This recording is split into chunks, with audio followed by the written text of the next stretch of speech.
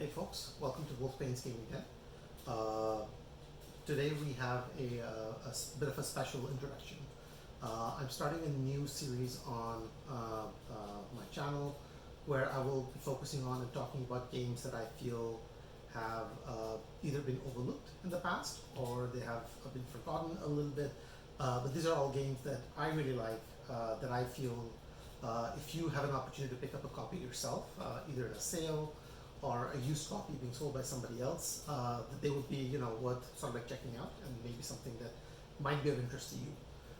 So I just wanted to have this video up there to lay down some ground rules on what would make it into the series and what would not make it into the series, because I do feel it's important to define that right up front so that when you're sort of like watching one of the videos, you at least know what to expect coming into it. So what do I mean by this? So the series itself, as you can probably see if you've clicked on this already, it's titled Second Lease on Games.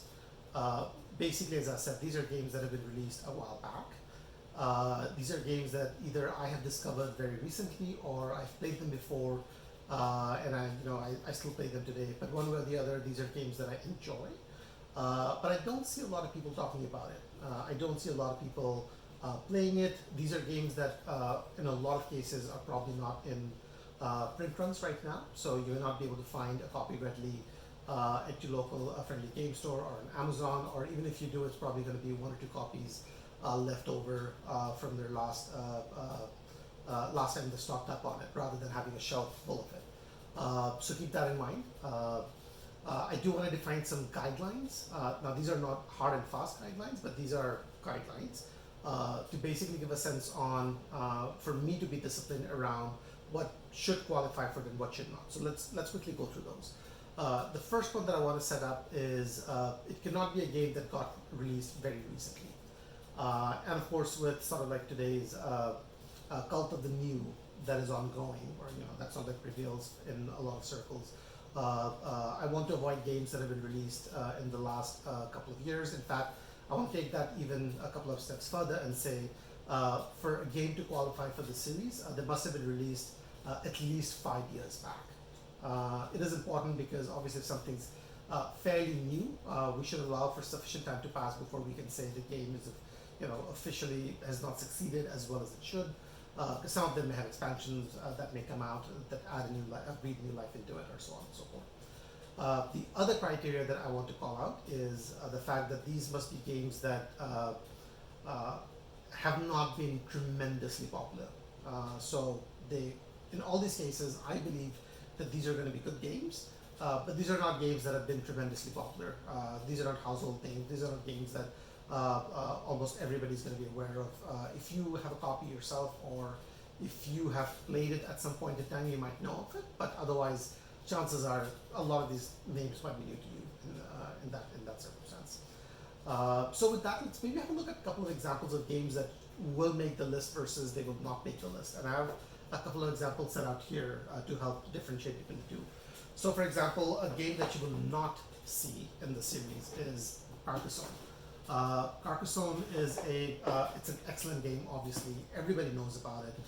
The game is definitely more than 5 years old. I believe it was first published in the early 2000s. So it's probably at that 20-year mark at this point. So it meets the criteria of age, but it is well regarded. Everybody knows about it. It is very popular, and it's very easy to find a brand new copy today because it's still in print. So a game like that will not qualify because it's just too well known, basically. Another game that will not qualify for the series is Eternia, Chronicles of the Throne. The reason why this would be disqualified for me is because it is a little too new for my taste. Well, sorry, not for my taste, for the series itself.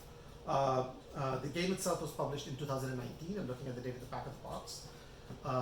I've played it. It's predominantly a two-player deck building game. While it doesn't reinvent the wheel on deck building, it does have some interesting ideas where it merges traditional deck building with magic-like elements, and it's good, fun two-player deck building game if you want to play something like that. I did enjoy it. I do like it. I do want to play it again sometime in the future as well. But it is a very recent game. It has not been as popular, so it's You're not going to find tables flooded with people playing Eternals. Uh, but again, who knows what might happen? There might be an expansion that comes up that perhaps changes the dynamic on it. You might have or some such thing. So I'm just holding off on it. If this were more than 5 years old, probably would qualify. But at this point, it's not, so it doesn't. Games examples of games that for me would qualify for the series, and in fact you will see one of these very soon. Would include something like Battle Chaos, for example. Battle Chaos. I'm looking at the back of the box. It was published back in 2009, so it's more than 10 years old at this point. It's a two-player tile laying game, so it's plays two players only. You're laying down tiles. I enjoyed it. I've played it more than once. I do like it. It's a game that I'm happy to bring to the table anytime and play with anybody who's interested in trying it out. But a game that never gained vast popularity for whatever reason. It was never a game that was extremely popular. I don't hear a lot of other people talking about it. In fact, if you go and talk to other fellow gamers right now, a lot of people may not even remember it. But for me, this is a perfect candidate of something that is worthwhile talking about in this series, because it is older. It is something that I like, I enjoy. I'm happy to recommend to anybody who wants to try a game of this type, and something that's not quite as readily available. I don't know if this is a game that's readily available right now. If you want to buy it, you might have to get a used copy in that sense. And another example of a game that makes that cut for me is PI. You would think that PI would be a little bit more popular because it's designed by Martin Wallace. So it definitely has the pedigree, but you don't see a lot of people talking about it. I recently played an online implementation of this on Board Game Arena. I really like the game. I really like the physical game itself. So I played both online as well as the physical copy, and I've enjoyed the experience on both of it. But again, not a game that's spoken about that much at all. A game that's almost forgotten, so to speak.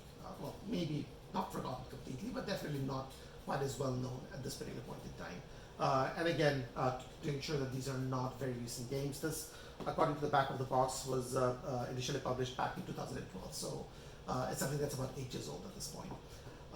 So those are, that hopefully gives you a sense on what kind of games you can expect to see in this series. Like I said, I will start off with a couple of videos on these two games fairly soon. I might actually start off with this one and see. But yeah, so my whole objective is to help you discover games that have been out for a while, that you have not had an opportunity to try for whatever reason, but might be of interest to you if it comes across your path, or if you come across a used copy that you can pick up for relatively cheap. So look out for those videos. The format that I will follow is I'm not going to do a full review or sort of like a full detailed rules walkthrough, but I will do what you can almost describe as a review light, basically, where I'll give you a quick overview of the game, the way that I do with my review videos, and I will give you a sort of like talking points around why I like the game and why I feel that the game might still be relevant today and something worth considering, either for a reprint if publisher is looking at it, or just to try it out and discover an older game and hopefully breathe a second lease of life in these games, for lack of a better expression. So with that, I'll see you on some of those videos very soon, and take care.